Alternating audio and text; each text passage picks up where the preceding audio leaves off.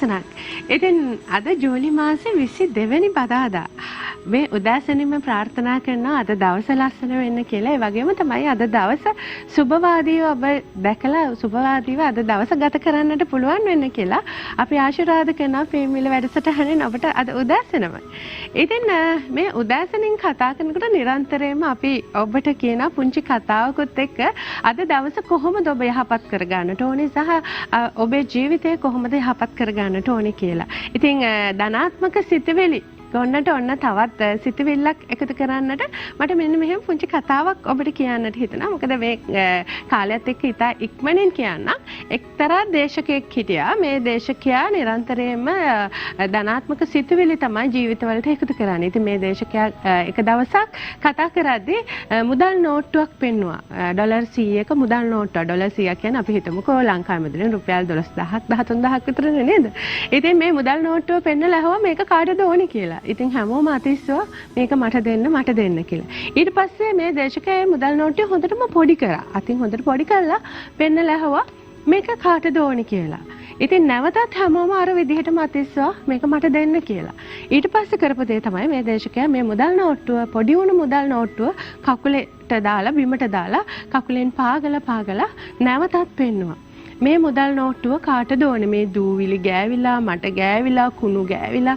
ඉතින් මේ මුදල් නෝට්ටුව කාටද ඕනේ කියලා අහුවාම ඒත් අර විදිහටම අත උස්සලා එක එක්කෙනා එක එක කාරණා කිව්වා. මගේ ජීවිතේ මේ අඩුපාඩුව හදාගන්න මට මේ දවස්වල ආර්ථික ප්‍රශ්න තියෙනවා. මේ වගේ හේතු සාධක කිව්වා. ඉතින් එතකොට මේ දේශකයා කියනවා ඔබ හිතන්න ඔබේ ජීවිතේ වගේ තමයි මේ මුදල් නෝට්ටුව කියලා. මොකද ඔබේ ජීවිතේ බොහෝ කම්කටොළු දුක් අන්දරාවල් ඇති.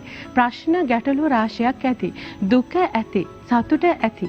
ඉතින් ඔබේ ජීවිතය හැබැයි මේ දේවලුත් එක්ක සාර්ථක කරගන්නට පුළුවන් නම් ඒක තමයි ඔබ ජයග්‍රාහකයෙකු වන්නේ. ජයග්‍රහණය කරා ඔබේ ජීවිතේ ධනාත්මක සිතුවිලි කරා ගෙනියන්නේ මේ සිතුවිල්ල. ඉතින් හිතන්න ඔබේ ප්‍රශ්න ගැටලු කොයිතරම් හිටියත් ඒ දේවල් අමතක කරලා අපි ජීවිතේ ඉස්සරහට යන්න ඕනේ. සුබවාදීව ජීවිතේ දකින්නට ඕනේ. මේ ගැටලු निराකරණය කරගන්නට ඕනේ කියලා. ඉතින් මම හිතන්නේ මේ කාරණාව ඔබේ ජීවිතයටත් ඉතාමත් වැදගත් වේවි. උදෑසනින්ම ඔබ ප්‍රශ්න ගැටලු දුක් කන්දරාවකුත් එක්ක නැගිටුණා නම් අවදි වුණා නම් ඔබ සිතන්න අද දවසේ මොන ප්‍රශ්නයක් තිබුණත් මොන ගැටලුවක් තිබුණත් අපි අපේ ජීවිත ජයග්‍රහණය කරනවා කියලා. එතකොට ඔබේ ජීවිතය සාර්ථක වේවි. ඉතින් මේත් එක්කම අද බදාදා ප්‍රේමවිල වැඩසටහනේ විශේෂාංග ගැන ඔබට මතක් කරන්නට කැමතියි. ඉතින් ඔබ දන්නවා සතියේ දවස් පහම උදෑසනින්ම අපි ආරම්භ කරන්නේ සුබ දවසේ විශේෂාංගයෙන්. ඉතින් අදත් විශේෂයෙන්ම අපි සුබ දවසේ විශේෂාංගයෙන් හස්තරේඛා සම්බන්ධයෙන් කතා කරන්නට බලාපොරොත්තු වෙනවා. ඊළඟට අපි නිරෝගී සුව විශේෂාංගයේ විශේෂයෙන්ම ආඝාතය අංශභාග රෝගය ගැන කතා කරලා ඒ හා සම්බන්ධව ඔබ දැනුවත් කරන්නටත් බලාපොරොත්තු වෙනවා. ඊළඟට ඔබ කැමතිම විශේෂාංගය රසවත් කෑමක් හදනවා අදත් ආදරණීය ඔබ වෙනුවෙන්. ඉතින් මේ විශේෂාංගات එක්ක තමයි ඔබට බදාදා ප්‍රේමවිල වැඩසටහනින් එකතු වෙන්නට හැකියාව තියෙන්නේ අද. ඉතින් එහෙමනම් මේ මුලින්ම ප්‍රවිෂ්ඨයේ සුබ දවස විශේෂාංගයට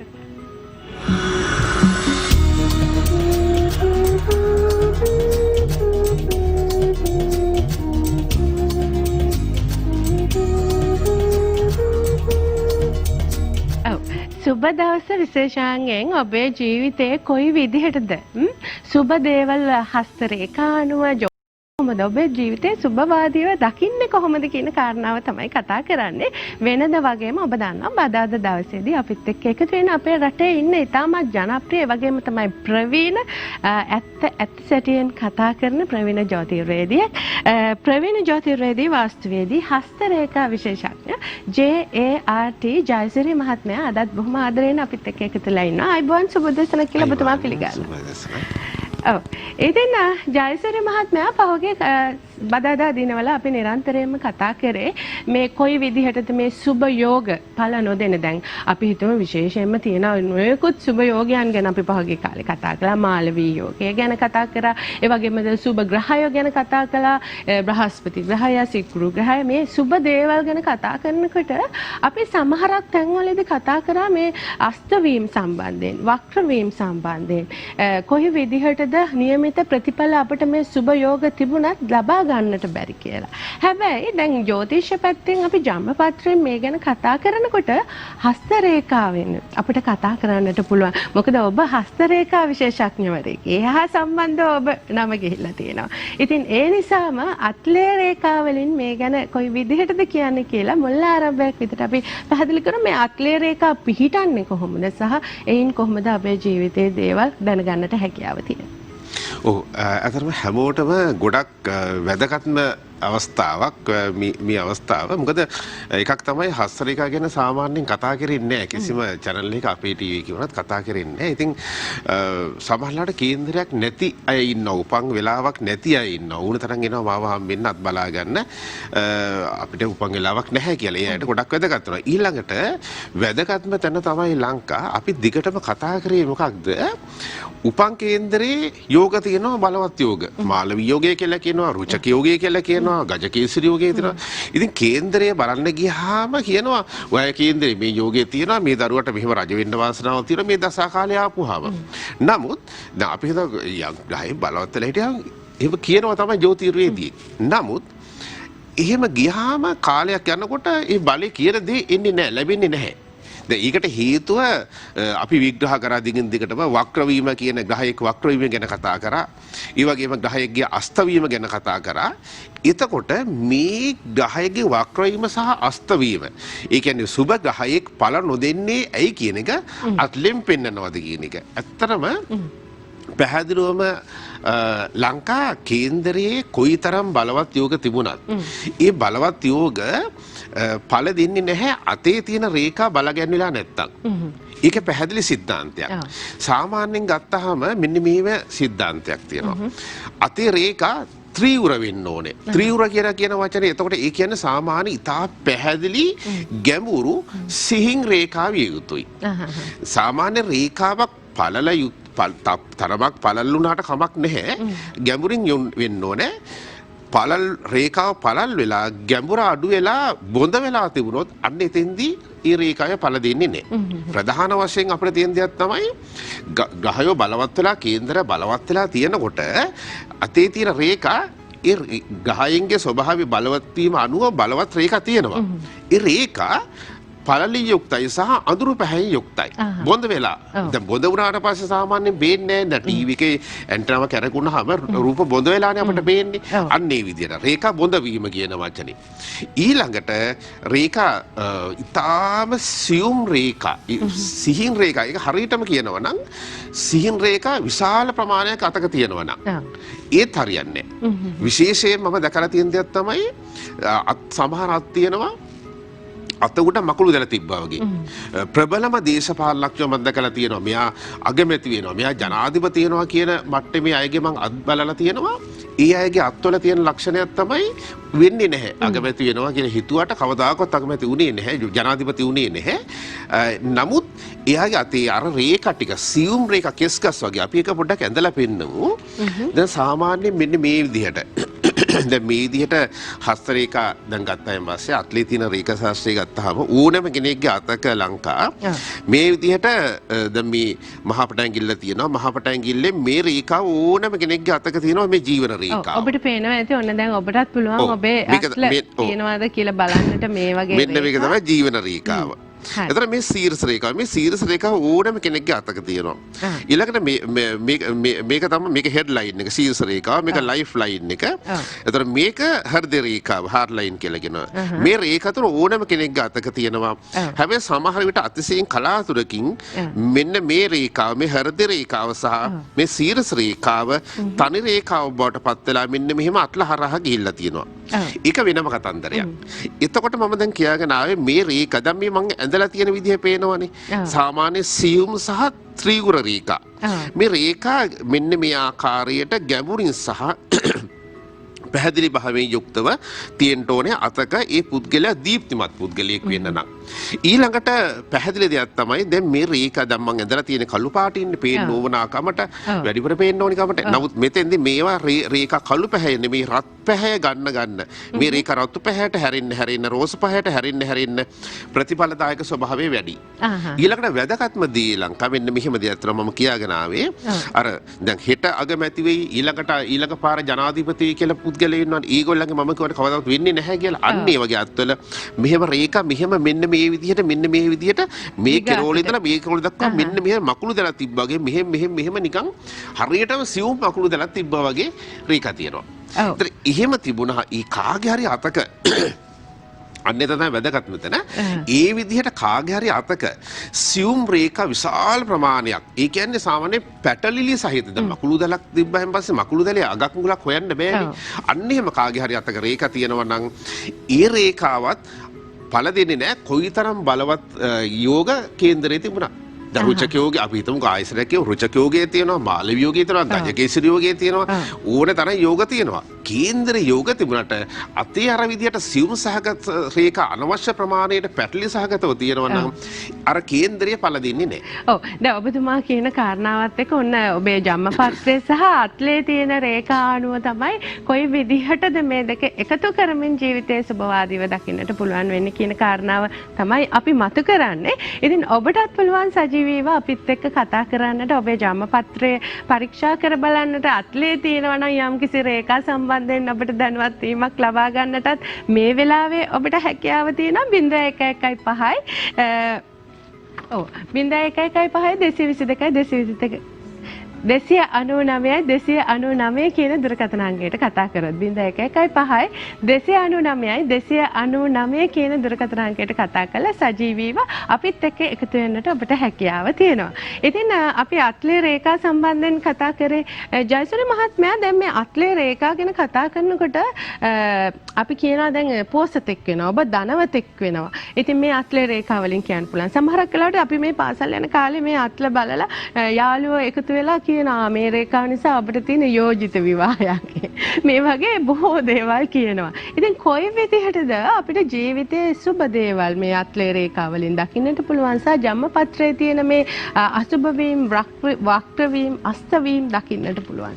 ඔව් දැන් ලංකා ඒ රේඛා ශාස්ත්‍රයට අනුව අතේ තියෙන රේඛා බොහොම ත්‍රිවුර ස්වභාවයෙන් තියෙනවා නම් රේඛා අඩුවෙන් තියෙනවා. අඩුවෙන් කියලා කියන්නේ මධ්‍යමයි කියන වචනේ. රේඛා ගොඩාක් අඩු වෙලා තියෙනවා නම් අර ප්‍රධාන රේඛා තුන විතරක් දැන් මම මේක පොඩ්ඩක් ආයෙසරක් අපි මේක පෙන්නමු. මෙන්න මේ ප්‍රධාන රේඛා තුන දැන් මම සඳහන් කරපු මේ ජීවන රේඛාව, සීරස රේඛාව සහ හෘදය රේඛාව ඕනෙම කෙනෙක්ගේ අතක තියෙනවා. ඊට අමතරව මෙතනින් මෙහෙම ඉඳලා මෙන්න එහෙම රවි රේඛාව වැටෙනවා. line of sun කියලා කියන සූර්යාගේ රේඛාව. ඒ රේඛාවේ රේඛාව වැටෙන ස්වභාවය අනුව තමයි පුද්ගලයා කොයිතරම් ප්‍රබල වෙනවද ප්‍රසිද්ධ වෙනවද කීර්තිමත් වෙනවද කියන එක හඳුනගන්න. එතකොට යම් කෙනෙක්ගේ අතක මේ ප්‍රධාන රේඛා තුන පමණක් තියෙනවා නම් මෙතනින් මේ කීර්ති රේඛාව වෙනතම මෙතනින් වැටෙන සුඛ රේඛාව කියලා සුඛ රේඛාව දැන් මේ සුඛ රේඛාව කියන රේඛාව මෙන්න මේ විදිහට වැටෙන්නේ. මේ සුඛ රේඛාව එතකොට මේ ප්‍රධාන රේඛා තුන විතරක් තියෙනවා. මේ කීර්ති රේඛාවක් නැහැ, සුඛ රේඛාවක් නැහැ, වෙන රේඛාවලුත් නැහැ. සමහර ලාවට මෙන්න මෙතනින් මේ රේඛාව විතරක් කරනවා. එහෙම තියෙනවා නම් එයා හොඳ තවුස් දම් පුරන්නේ බවට පත් වෙනවා. එතකොට එයාගේ විවාහයේ සාර්ථකත්වය නැහැ. එයා විවාහ වෙලා හිටියත් එයා විවාහයේ සාර්ථකත්වයට ඉච්ඡරම උර දෙන පුද්ගලයෙක් නෙමෙයි. එයා හොයන්නේ ලෝකෝත්තර ජීවිතේ. ගොඩක් දුරට තවුස්තම් පුරන මේ හොඳ ස්වාමින් වහන්සේලා ඒ විදිහට බොහොම තනිකඩ ජීවිතයක් ගත කරන බොහොම පිරිසුදු ජීවිතයක් ගත කරන ලෞකික පැත්තෙන් ඈත් වෙච්ච ලෝකෝත්තර පැත්තට බර වෙච්ච බණ භාවනා කරන පුද්ගලයෝ ලෞකික පුද්ගලයෝ ස්වාමින් වහන්සේලා ඒ වගේ අයගේ අත්වල රේඛා අන්නේ වගේ අඩුයි. ප්‍රධාන රේඛා තුන ඇරෙන්න වෙන රේඛාවක් නැහැ. හැබැයි රවි රේඛාව තියෙන්න පුළුවන්. මොකද ඒ වගේ අය විශාල වශයෙන් ජනප්‍රිය වෙනවා. ඔව්. ඉතින් ඔබතුමා විදිහට කතා කරනකොට අපිට දුරකථන ඇමතුමක් තියෙනවා. දීපිකා මහත්මිය ඇවිල්ලා ඉන්න දරුවගේ අඳහන බලන්නට. දීපිකා මහත්මිය සුබෝදෑසනක් ආයිබෝන් අපිට. සුබෝදෑසනක් ආයිබෝන්. ඔව්. ඉතින් කියන ඔබේ දරුවගේ අඳහන අනුව උපන් දිනේ, උපන් වෙලාව, උපන් ස්ථානේ 1986 10 වෙනි මාසයේ හරි 2 ඔව් උපන් වෙලාව රාත්‍රී 7:25 රාත්‍රී 7:25 උපන් ස්ථානය රාගම රාගම. ඔබට කුමන කාරණාව සම්බන්ධයෙන්ද දැනගන්නට ඕනේ? මේ කේන්දරේ කාලසර්පයෝගය තියෙනවා කියලා කියනවා. ඒක ගැන පොඩ්ඩක් බලන්න. ඔව්. ඉතින් ජයසූරිය මහත්මයා ඔව් කාලසර්පයෝගය ඇත්තටම කියනවා නම් කාලසර්පයෝගය මේ කේන්දරේ නැහැ. නැහැ කියලා කියන්නේ කාලසර්පයෝගයේ බැලු බැල්මට තියෙනවා. බැලු බැල්මට කාලසර්පයෝගයේ තිබුණට මේ කේන්දරේ රාහුටයි කේතුටයි මැදි වෙලා රාහු ඉන්නවා 12 වෙනි කොටුවේ කේතු ඉන්නවා 6 වෙනි කොටුවේ. එතකොට ග්‍රහයෝ ටික ඔක්කොම 6 7 8 10 සහ 11 කියන ස්ථානවල ග්‍රහයෝ ටික ඉන්නවා.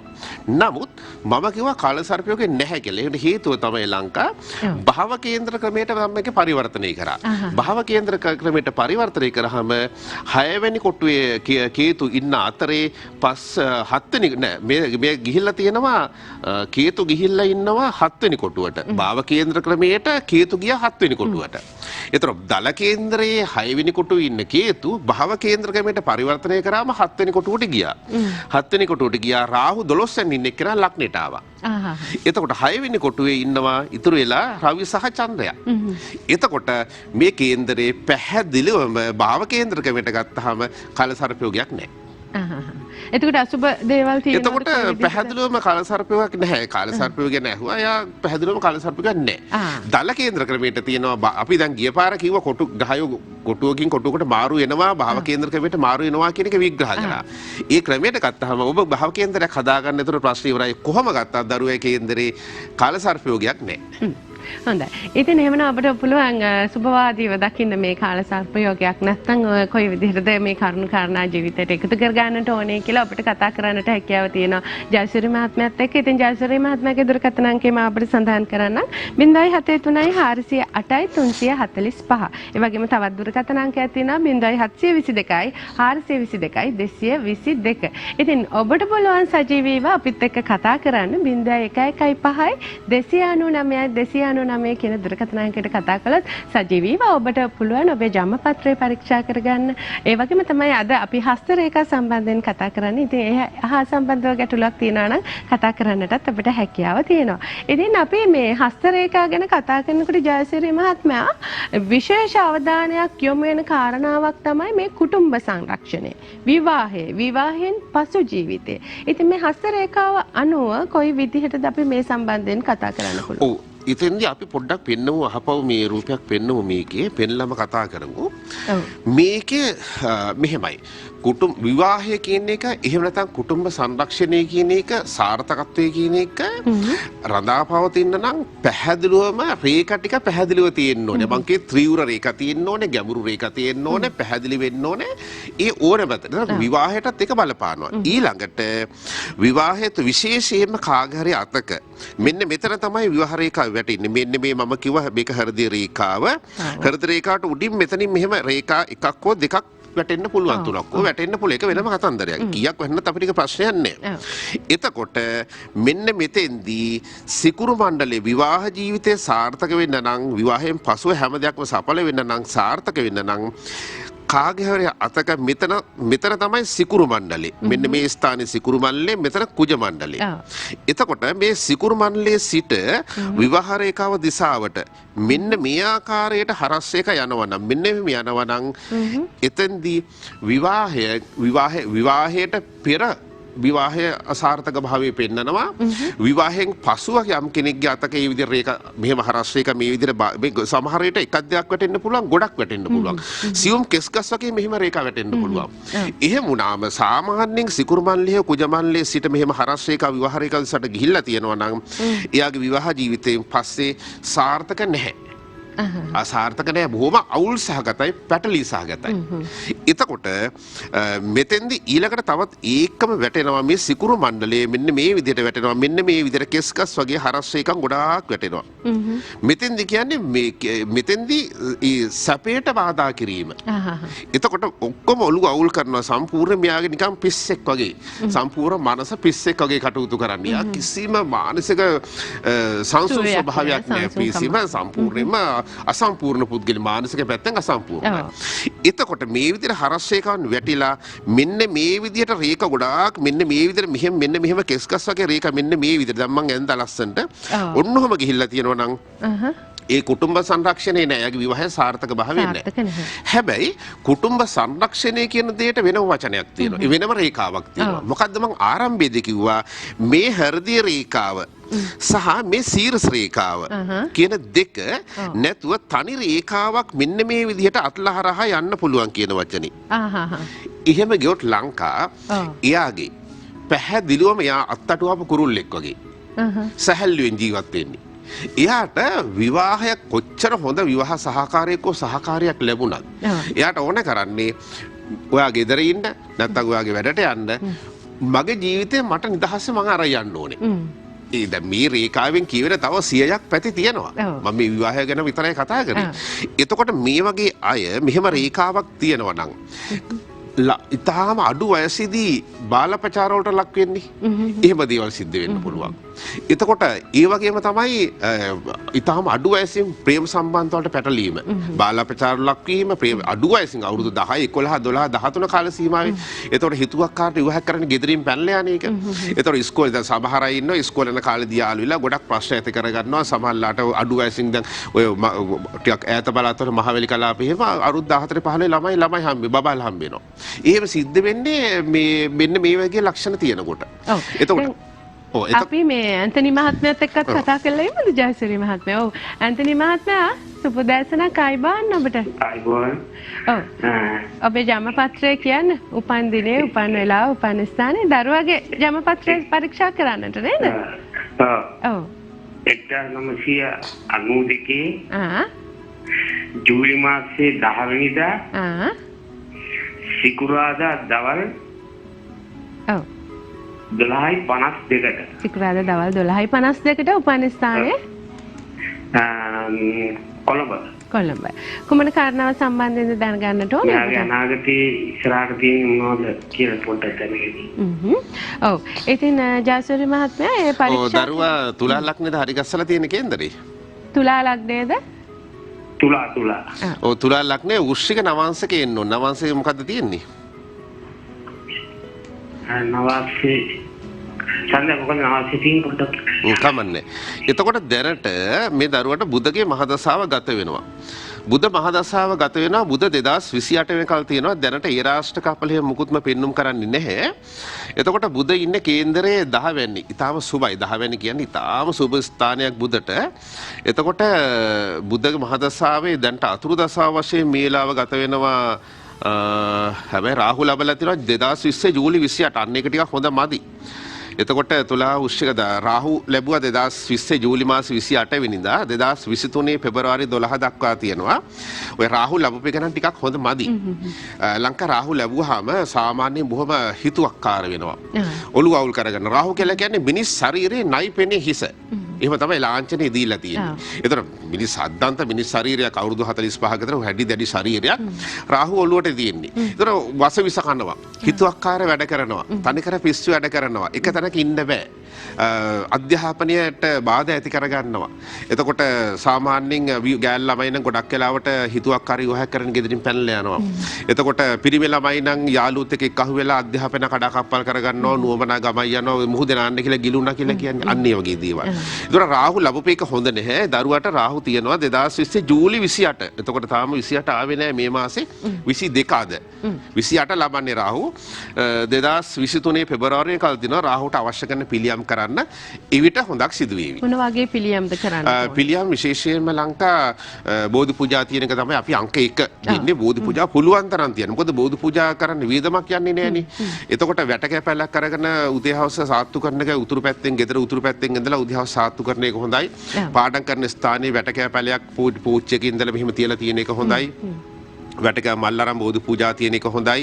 එතකොට විශ්වදයන්ට කතරවිදයන්ට සේත්ක විද්‍යා හරි ගස්සලා කියන එක හොඳයි. ගෝමේද ගලක් දාන්න එක හොඳයි. ගෝමේද ගලක් රිදියෙන් දාන්න පෙන්ඩන් එකක් හරි මුද්දක් හරි ගස්සලා ගෝමේද ගලක් දාන්න එක හොඳයි. සාමාන්‍ය කැරට් දෙකක තුනක වගේ ගලක් දාන එක ඉතාමත් සුබයි. ඊට කරන්න විශේෂයෙන්ම රාහු ලැබුවට පස්සේ එයා දැනගන්න ඕනේ මට රාහු ලැබලා තියෙන්නේ. මම වැඩ කරන්නේ පිස්සෙක් වගේ. මට කේන්ති යනවා. මම හිතුවක්කාර වෙනවා. ඒතර මේ ටිකෙන් මං ඈත් වෙන්න ඕනේ. මං ගෙදරට වෙලා ඉන්න ඕනේ. ඇවිදින්න යන්න හොඳ නෑ. යාළුවොත් එක්ක රවුම් ගහන්න යන්න හොඳ නෑ. මම පාඩම් කරන්න ඕනේ. එක්ක ඇවිදින්න නැත්තම් නිදා ගන්නවා. රාහු ලැබුවම අධික නිදිමත එනවා. එක්තෙන් කරනවා සමහර ලාවට. නැත්තම් පිස්සෙක් වගේ ඇවිදිනවා. රාහු ලැබපු කෙනා අදාළ පුද්ගලයා දැනගන්න ඕනේ. දරුවෙක් වුණත් කවන්නේ වැඩිහිටියෙක් වුණත් කවන්නේ ඒ කාලේදී සාමාන්‍ය හිතුවක්කාර මෝඩ වැඩ නොකර ඉන්න. ඉතින් ඒකයි සිද්ධාන්තය. ඔව් අපි ඉතින් කතා කරමින් හිටිය අත්ලේ රේඛා සම්බන්ධයෙන් අත්ලේ රේඛා අනුව ඔබේ ජීවිතේ කොයි විදිහටද සුබ හෝ අසුබ තියෙන්නේ කියලා. හැබැයි ගොඩක් වෙලාවට අපි අසුබ කාරණා කතා කරත් අත්ලේ රේඛා මාර්ගයෙන් හෝ එහෙමත් නැත්නම් ජන්මපත්‍රයේ මාර්ගයෙන් අපි අසුබ දේවල් කතා කරත් ඒවා සුබ දේවල් බවට පරිවර්තනය කරගන්නට නොයෙකුත් ක්‍රම තියෙනවා. සෙත් කවි කියනවා. එහෙමත් නැත්නම් බෝධි පූජා පවත්වනවා. නැත්නම් මැණික් ගල් පළඳිනවා. මේ වගේ කාරණා තියෙනවා නේද ජයසූරිය? දැන් අපි දැන් මෙතෙන්දි කිව්වේ රාහුට ගෝමීද ගලක් පළදින්න කියලා. දැන් මේ ග්‍රහයෝ බලගන්වීමේ ක්‍රමයක් තියෙනවා. මැණික් වර්ග විශේෂයෙන්ම මැණික් වර්ග පැළඳීම තුළින් ග්‍රහයෝ බලගන්නන්න පුළුවන්. හොඳ මැණික් වර්ග වගේ දේවල්. දැන් ඉස්සෙල්ලම කතා කරා අර මේ කාලසර්පයෝගේ තියෙනවා. කාලසර්පයෝගේ තමයි පොඩ්ඩක් පෙන්නමු. මේ මගේ මුද්ද පොඩ්ඩක් පෙන්නුවා අපි මෙන්න මේක නවරත්න මුද්ද. දැන් මේ විදිහට අපි සමීප රූපයක් කරන් පුළුවන් නම් පෙන්නමු. මේ නවරත්න මුද්දේ ගල් 9 තියෙනවා. මේ විදිහට සියලුම ග්‍රහයන් සඳහා ගල් 9 පෙන්නුම් කරලා තියෙනවා. එතකොට ඊ ග්‍රහයෝ 9 දෙනා සඳහා මෙන්න මේ ආකාරයට දැන් මේ හොඳ නවරත්න හොඳම නවරත්න ගල් 9 හොඳ පාටින් හදලා තියෙනවා. එතකොට මේ විදිහට ගල් 9 දාලා මුද්දක් හරි ගස්සනවා නම් රත්තරන් හෝ රිදී ප්‍රශ්නයක් නැහැ. ඊටාම හොඳයි. එතකොට දැන් මේ රතු ගලක් දැන් මේක පෙන්නන්නේ මේක තනිකර හොඳම රතු ගලක්. මේ රතු ගල සාමාන්‍ය මේ බර්ම රූබි කියලා කියනවා. තනි රතු කුජ බල ගන්නවන්න දාන්නේ. මේ විදිහට මේ ගල සාමාන්‍යයෙන් ගත්තොත් ලක්ෂ 20ක් විතර වටිනවා. මේක බර්ම බුරුමේ කියන රටේ තමයි මේ ගල් හම්බෙන්නේ. දැන් අපි අහලා තියෙනවා මේ ජයසූරිය මහත්මයා දැන් මේ මැණික් ගල් පළඳිනකොට මේ ගල් තමන්ගේ මේ කියන්නේ හැමේ වදින්න ඕනේ නැත්නම් ඒ අපලය හරි විදිහටම නැති වෙලා යන්නේ නැහැ කියලා. මේ කාරණා කොයි විදිහට? ඔව් දැන් මෙහෙමයි. ඒ ගලට දැන් මේ ගල කියලා හිතන්නකෝ. දැන් මේ ගල වදින්න නම් දැන් මේ ගල මිලිමීටර් 4ක් උසයි. උස මිලිමීටර් 4යි මිලිමීටර් 10ක් දිගයි 7මාරක් පළලයි. එතකොට මේ ගලේ කැරට් 3ක් තියෙනවා. මේ ගලේ මූණත ලොකුයි. මූණත ලොකුයි මේ උස්සලා හදලා තියෙන්නේ ගල උස වැඩි හින්දා. එතකොට මේ හිරුගේ කිරණ ගලට වැටිලා අනිත් පැත්තෙන් පිට කරන කිරණ මේ විදිහට මේ පැත්තෙන් ගිහලා මේ පැත්ත හොඳට ඉඩ තියෙනවා. මේ පැත්ත හොඳට ඉඩ තියෙනවා. එතකොට මෙතනින් මේ පැත්තට වැටෙනවා. නමුත් හදලා තියෙන්නේ මේ ගානට යන්තම් හැම ස්පර්ශ වෙන්න තමයි මේක හදලා තියෙන්නේ.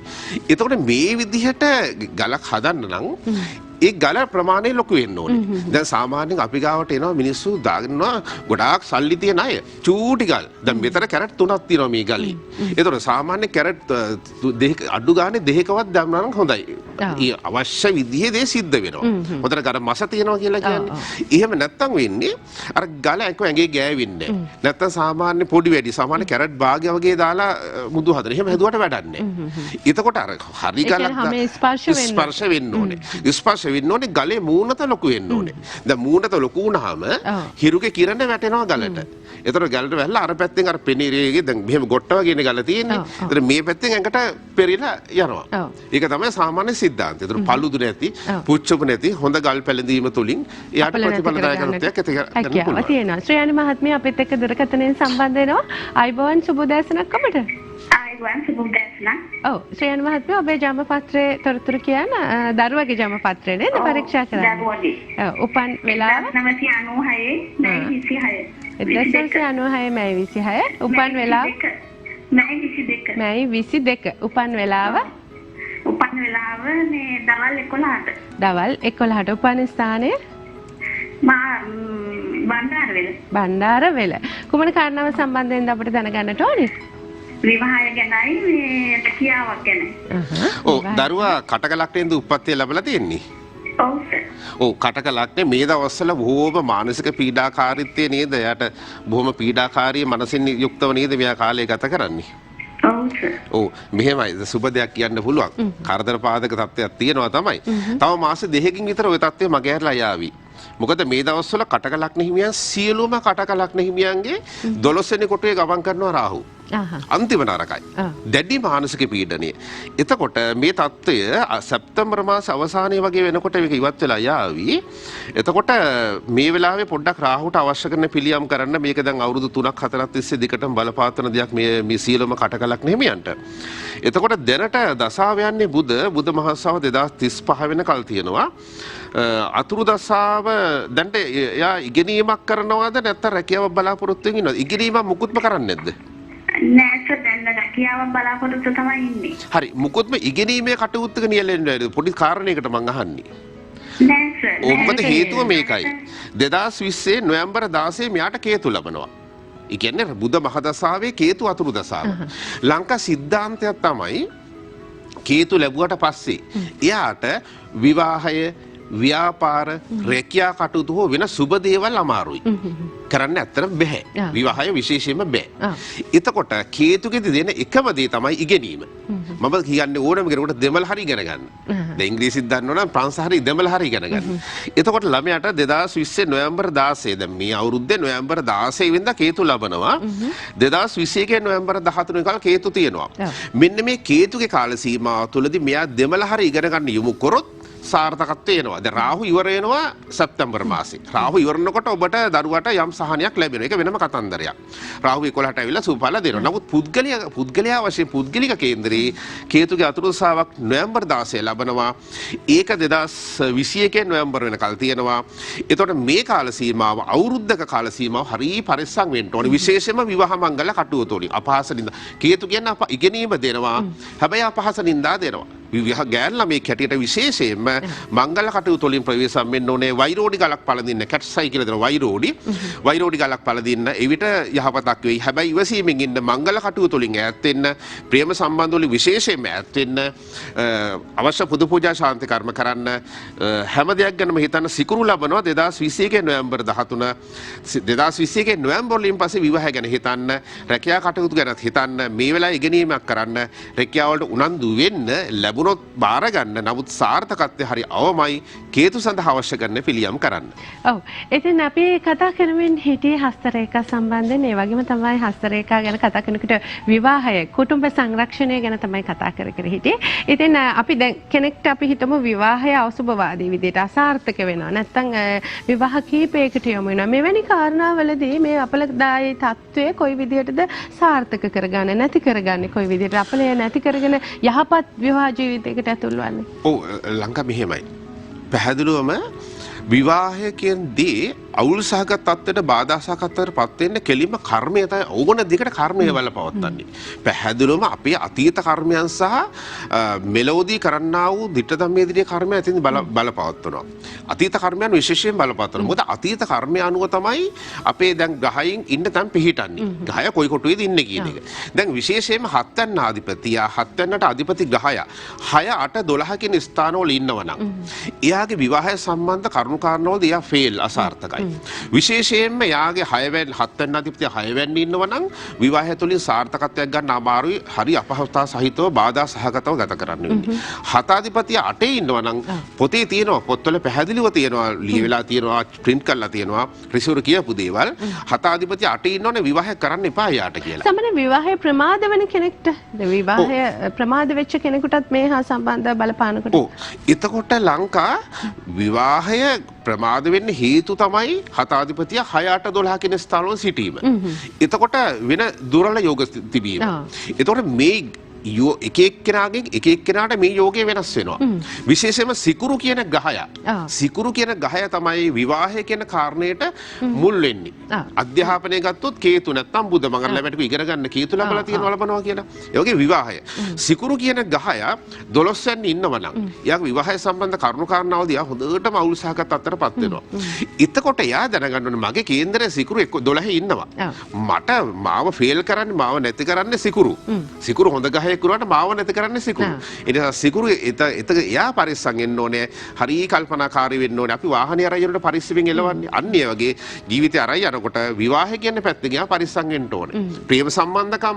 එතකොට වෙනත් අවුල් සහගත තත්ත්වයන් ජීවිතේ කුමන අවස්ථාවක හෝ එන්න පුළුවන්. අඩු වයසේදී එන්න පුළුවන්, තරුණ කාලේදී එන්න පුළුවන්, ගොඩක් වයස ගිහිල්ලා එන්න පුළුවන්. ඒ පුද්ගලයාගේ වයස සහ තරහා තියෙන මනුව ඉතින් කර්මය ඉස්සෙල්ලා හඳුන ගන්න ඕනේ ඔබේ කේන්දරයේ තියෙන ග්‍රහ යෝගය මොකක්ද? නරකට පිහිටන ග්‍රහ යෝගය මොකක්ද? ලංකා මොන ග්‍රහ යෝගය කොහොම තිබුණත් අතේ තියෙනවා අර කිව්ව රේඛා. අඬු ගෑවිච්ච ස්වභාවය මම පැහැදිලි කරලා පෙන්නුවානේ. ඒතර විවාහ රේඛාවට බාධා ඇතිවීම. මෙන්න මෙතෙන් තව දෙයක් පෙන්වන්න මේ ලංකා මේක තව පොඩ්ඩක් පෙන්වමු සමීප රූපයක්. මෙතෙන් දැන් මේ විවාහ රේඛාව තියෙනවානේ. විවාහ රේඛාව මෙන්න මේ විදිහට විවාහ රේඛාවට යටින් මෙන්න මෙහෙම රේඛාවක් ගිහිල්ලා තියෙනවා නම් අන්න එතෙන්දි ප්‍රශ්න ඇති කරනවා.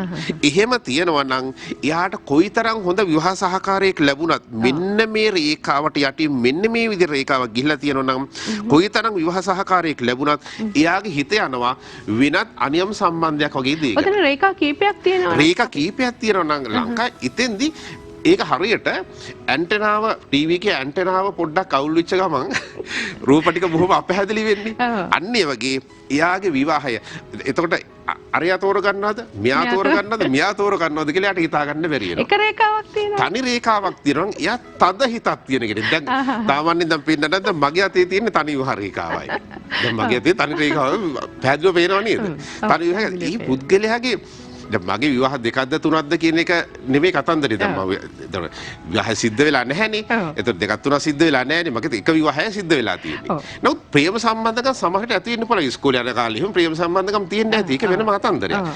නමුත් එයාගේ ඒ කවුරු හරි කෙනෙක් තෝරගත්තොත් එයා මැත්තේම නැහෙනවා. ඒක තමයි සිද්ධාන්ත. තනි විවාහ රේඛාවක් තියෙනවනේ සිද්ධාන්ත ඒකයි. ඔන්න ඔබ විවාහයට පෙර බලන්න අත්ලේ රේඛා අනුව කුටුම්බ සංරක්ෂණය එක විවාහයේද නැත්නම් තවත් ප්‍රේම සම්බන්ධතාවලට යොමු වෙනවද? මොකද ඔබට මේ හස්ත රේඛා සම්බන්ධයෙන් දැනුමකුත් ඇති කරගන්නට හැකියාව තියෙනවා. ඉතින් ලසන්ත මහත්මිය අපිත් එක්ක දුරකථනයෙන් රැඳෙනවා. ලසන්ත මහත්මිය සුබ උදෑසනක් ආයිබෝන් ඔබට. ලසන්ත මහත්මියගේ දුරකථනයේ විසන්ධි වෙලා තිනා නැවතත් අපිට මේ පැත්තට කතා කරන්න. ඉතින් අපි කතා කරමින් හිටිය හස්ත රේඛා සම්බන්ධයෙන් විශේෂයෙන් මේ විවාහයේ ඇති වෙන ගැටලුකාරී තත්ත්වයන් ගැන. ඒත් එක්කම නැවතත් අපි හෘද රේඛාව පෙන්වපු නිසා අපි ජයසූරිය මහත්මයා මේ හෘද රෝගය ගැන විශේෂයෙන්ම මේ රෝගී තත්ත්වයන් ගැන රියානතුරු ගැන කොයි විදිහටද අත්ලේ රේඛා වලින් පෙන්වන්නට හැකියාව තියෙන්නේ. මේ ලංකා මේක හෘද රේඛාව. මෙන්න මේ රේඛාව තමයි හෘද රේඛාව.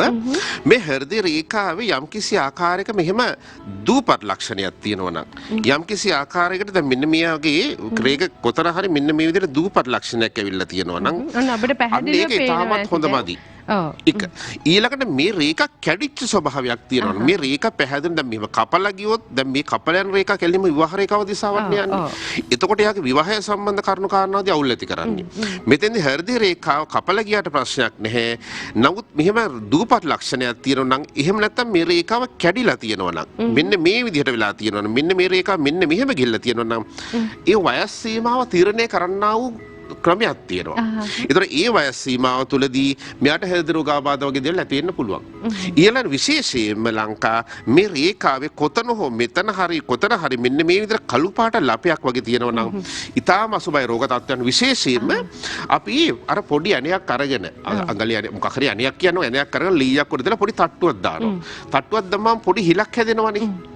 එතකොට අන්නේ වගේ රේඛා තියෙනවා නම් අන්නේ වගේ ලක්ෂණයක්. ඒ කියන්නේ රේඛාව උඩ මෙන්න මේ වගේ පොඩි හිලක් වගේ ලක්ෂණයක් තියෙනවා නම් ඒක වකුගඩු ආශ්‍රිත රෝග පීඩාවක මූලික ලක්ෂණ. ඒ කියන්නේ කළු ලපයක් වගේ. ලපේ නෙමෙයි අපි ඇණයක් තියෙනවා. ලීයක් උඩ ඇණයක් දාලා පොඩි තට්ටුවක් දානවා මිටියකින්. ඒතකොට ලීය හැදෙනවා පොඩි හිලක්.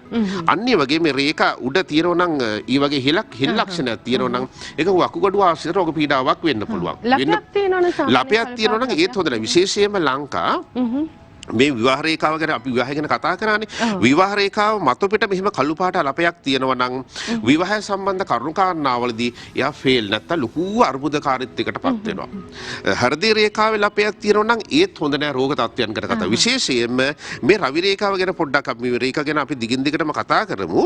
මේ රවි රේඛාවේ මෙහෙම කළු පාට ලපයක් තියෙනවා නම් ඒ පුද්ගලයා රවි රේඛාව මත පිට හෝ වේවා මේ අවට ප්‍රදේශය තුල මේ කොහේ හරි කළු පාට ලපයක් තියෙනවා නම් එයාට මැකෙන්නේ නැති අවමානයක්. මැකෙන්නේ නැති අවමානයක් එනවා. ඒ කියන්නේ අවුරුදු ගණනාවක් ගිහිල්ලා අවුරුදු 15ක් 20ක් 30ක් ගිහිල්ලත් කියනවා අහවලා මෙන්න මේදී අහවලා මෙහෙමයි කියලා වල්ලා දෝෂාරෝප කියන මතක් අගයා කොච්චර හොඳද. දැන් අපි හිතමුකෝ මේ කවුද මේ දෙව්දත් හාමුදුරුවෝ රහත් වුණානේ. නමුත් දේවදත්ත හාමුදුරුවෝ රහත් වෙලා පිරිනිවන් පාන්න ගිහිල්ලත් මිනිස්සු කියන හවලා මේ කාලේ මෙහෙමයි. ඒ එන්නේ වගේ තත්ත්වෙ එන්නේ මේ කළු පාට ලපේ වැටුණාම. ඒ කළු පාට ලපයක් වැටුණ එක හරි භයානකයි. එතකොට කාගේ හරි අතක විශේෂත්ව වැදගත්ම දේ තමයි ලංකාව. කාගේ හරි අතක මේ වගේ කළු පාට ලපයක් තියෙනවා නම් ඒ පුද්ගලයා එවැනි දේවල් වලින් පුළුවන් තරම් ඈත් වෙලා ඉන්න ඕනේ. ඒ කියන්නේ Tamanට අවමානයක් එන්නා වූ සිද්ධිය වලින් ඈත් වෙලා ඉන්න ඕනේ. එයා පුළුවන් තරම් පින්දහම් කරගෙන සිද්ධියකට මොකද දැන් වෙන්න තියනවා කියලා කෝච්චි පාර ගියාට හරියන්නේ නැහැ. කෝච්චි හැප්පෙන්න තියනවා කියලා, මැරෙන්න තියනවා කියලා. ඒතකොට එහෙම හරියන්නේ නැහැ. ඊගෙන් පුළුවන් තරම් ඈත් වෙන්න. මොකද බුදුහාමුදුරුවෝ පැහැදිලිවම දේශනා කරලා තිනවා ditta dhammedini කර්ම ගැන. මෙලොවදී කරන්නා වූ කුසල් මෙලොවදී පරිසම් දෙන්නේ කියන වචනේ. කුසල් වලින් පුළුවන් අකුසල් මර්ධනය කරන්න. හොඳයි. ඉතින් ජයසූරිය මහත්මයා බොහෝ දේවල් කිව්වා අටලේ රේඛා සහ ජ්‍යොතිෂ පැත්තෙන් ජමපත්‍රයේ කොයි විදිහටද ග්‍රහයෝ ඉන්නේ, ඒ විදිහට කොහොමද අපි අසුබ දේවල් සුබ කරගන්නේ, මේ මැණික් ගල් පැලඳීම තුලින් කොයි විදිහටද සුබ දේවල් අපි කරගන්නට පුළුවන්, අපේ ජීවිතේට සුබ දේවල් යහපත් දේවල් කරගන්නට පුළුවන් කියන කාරණාව. ඉතින් මම හිතන්නේ මේ මාතෘකාවම අපි ඉදිරියේදීත් කතා කරමු ලබන සතියේත් නේ ජයසූරිය මහත්මයා. මම හිතන්නේ තව බොහෝ දේවල් මේ හා සම්බන්ධව කතා කරන්නට හැකියාව තියෙනවා. ලබන සතියේත් අපි මේ මාතෘකාවම කතා කරන්නටත් බලාපොරොත්තු වෙනවා. ඉතින් ඔබට යම්කිසි ගැටලුකාරී තත්ත්වයක් තියෙනවා නම් ජමපත්‍රය සම්බන්ධයෙන් ඔබට දැනගන්නට හැකියාව තියෙනවා ජයසූරිය මහත්මයාට කතා කරලා. මම ජයසූරිය මහත්මයාගේ දුරකථන අංකය ඔබට සඳහන් කරන්නම් 073 408 345. තවත් දුරකථන අංකයක් තියෙනවා 0722 422 222. 0722 422 222. ඒ වගේම තමයි මේ වැඩසටහන් පිම්මිල වැඩසටහනේ ජයසූරිය මහත්මයා මේ අපිත් එක්ක රැඳෙන විශේෂම බදාදා මේ පිම්මිල වැඩසටහනේ මේ සුබ දවස විශේෂාංගය ඇස්ට්‍රොලොජර් පිළියන්දල ජයසූරිය කියන FB page එකෙන් ඔබට දැක ගන්නට හැකියාව තියෙනවා. ඉතින් ජයසූරිය මහත්මයා අපි තවත් දිනක විශේෂයෙන්ම ලබන බදාදා නේද මේ සම්බන්ධයෙන් කතා කරන්නට බලාපොරොත්තු වෙනවා. ඉතින් අපේ මැදිරියට පැමිණියාට අපේ හිතවතුන්ව දැනුවත් කරන්නට ඔබට බොහොමත්ම ස්තුතියි. ප්‍රවීණ ජ්‍යොතිර්වේදී වාස්තුවේදී හස්තරේඛා විශේෂඥ JART ජයසූරිය මහත්මයා. සුබ දවසක් ආයුබෝවන් කියලා ඔබට සම දෙනවා. ඉතින් දිනපතා අලුත් වීඩියෝ සහ ප්‍රවෘත්ති නැරඹීමට ඉහත බටන් එක ක්ලික් කර සියත TV subscribe කරන්න.